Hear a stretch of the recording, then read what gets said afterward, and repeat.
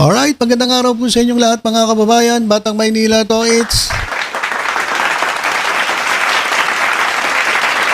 Ito pong si Robin Padilla ay umiiyak na mga kababayan.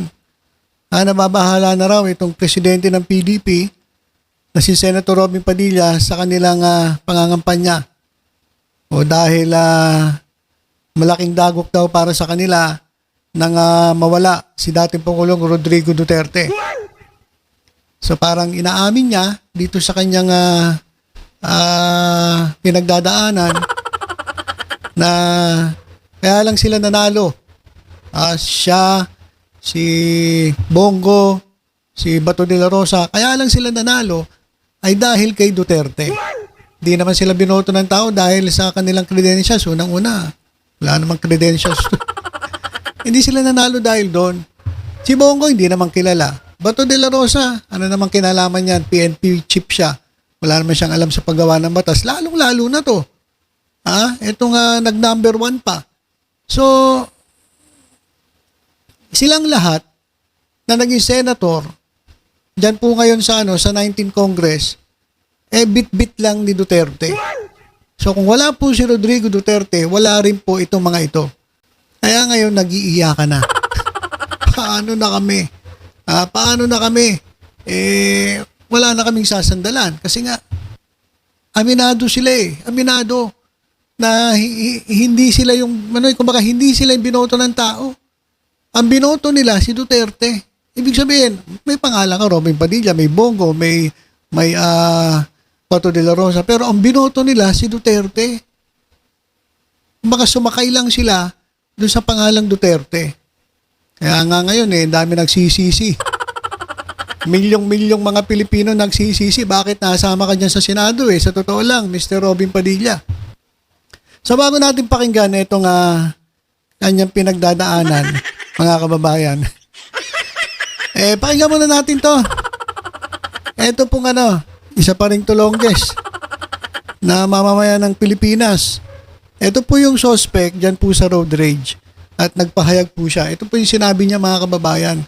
Kaya daw nangyari ang lahat dahil po sa init ng ulo. Kaya po ang sabi niya. Pakinggan natin, maikli lamang to mga kababayan. Nakaway ko nung sa road rage. Humihingi po ako ng tawad sa nagawa ko. Humihingi daw siya ng tawad. Talang yan, nakabaril ka na Ganon-ganon lang ba yun? Mangrarat-rat ka? Gun ban, may bit-bit kang baril? Nilabas mo pa, ginamit mo pa? Tapos ngayon hingi ka lang ng magsusorry ka lang? Ganon lang ba yun? Ganon lang ba yun? Bakit daw? Dahil Sa init lang po ng ulo, mainit po ulo namin pareho. Na dahil po sa aking pagkakabugbog kaya ka naman nabugbog kasi mayabang ka rin. Kaya ka nabugbog dahil mayabang ka. Alam mo naman yung mga riders, grupo yan, marami yan sila.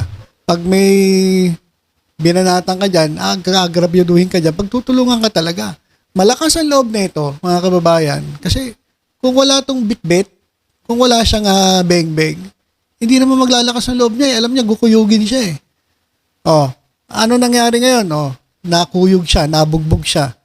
Ayun ang dinadahilan niya ngayon, kaya niya ginamit yung kanyang beng-beng.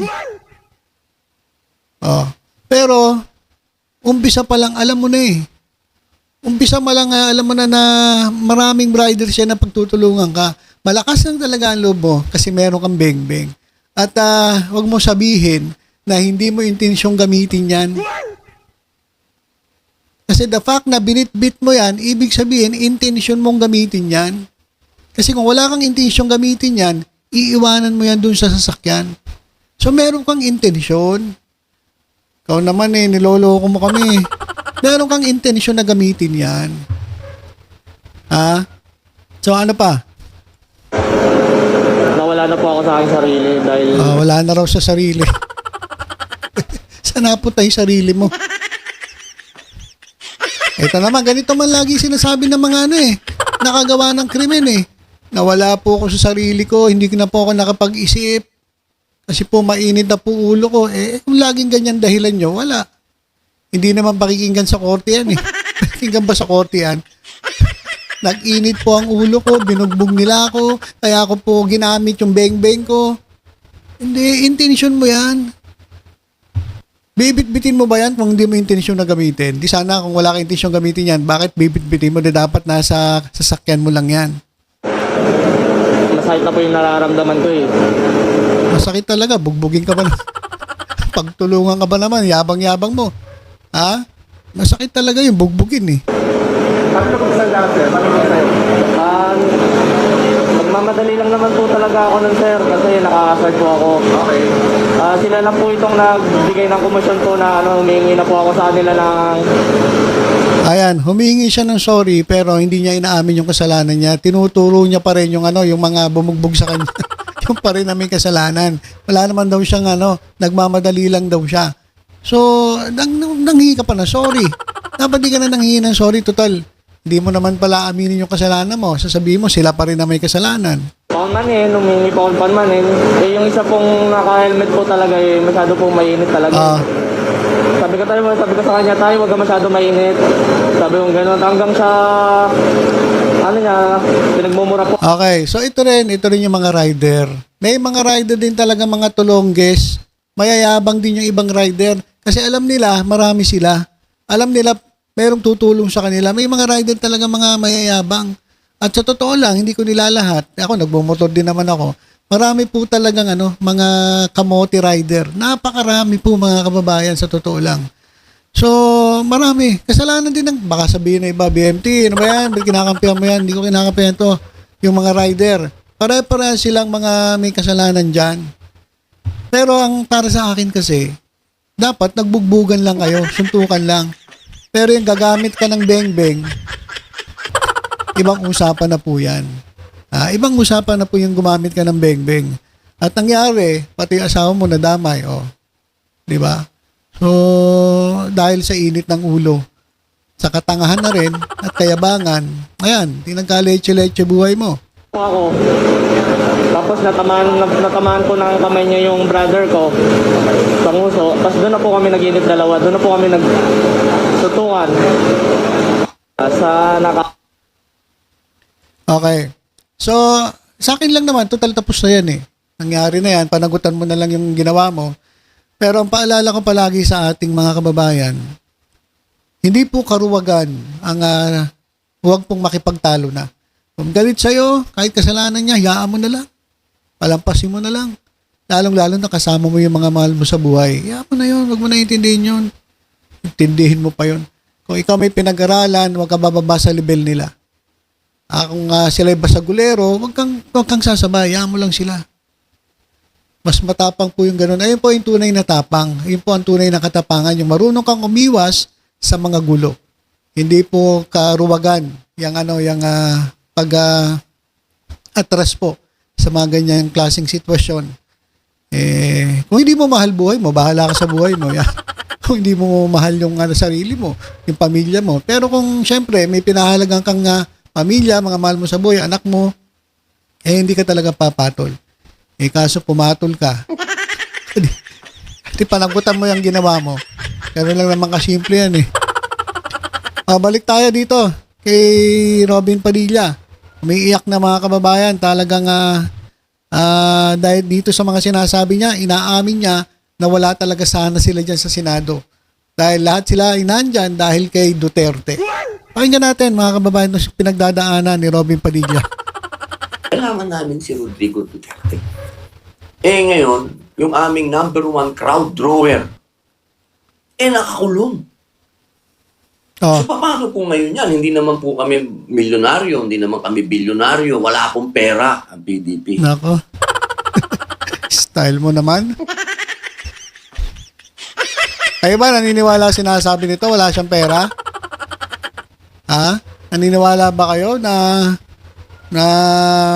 mahirap lang to?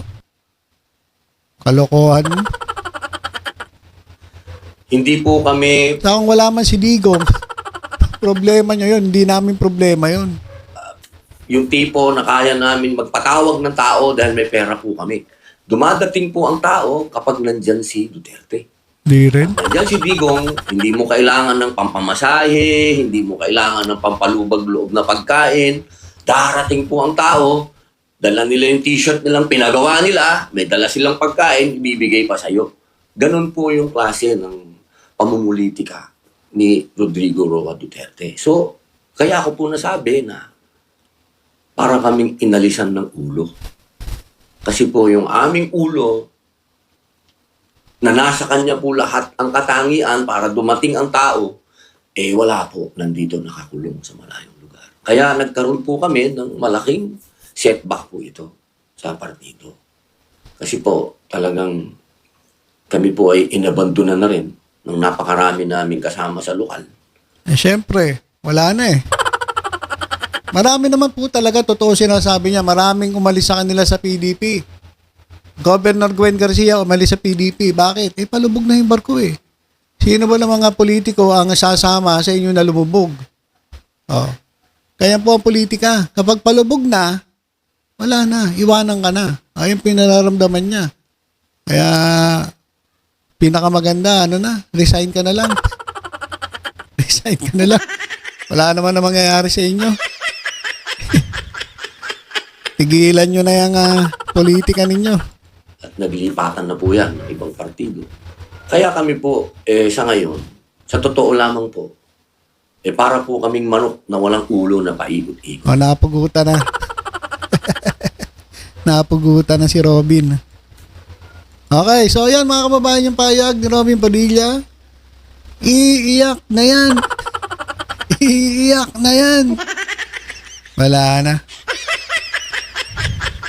Suko na, mga kababayan, suko na. Napapagod na rin siguro to kasi ilang araw na dyan sa The Hague, sa The Netherlands, at mukhang siguro umaasa pa siya na makakabalik sa Pilipinas itong si dating Pangulong Rodrigo Duterte, pero mukhang wala na talagang pag-apag-asa. Kaya, ayan, nanchichicks na lang.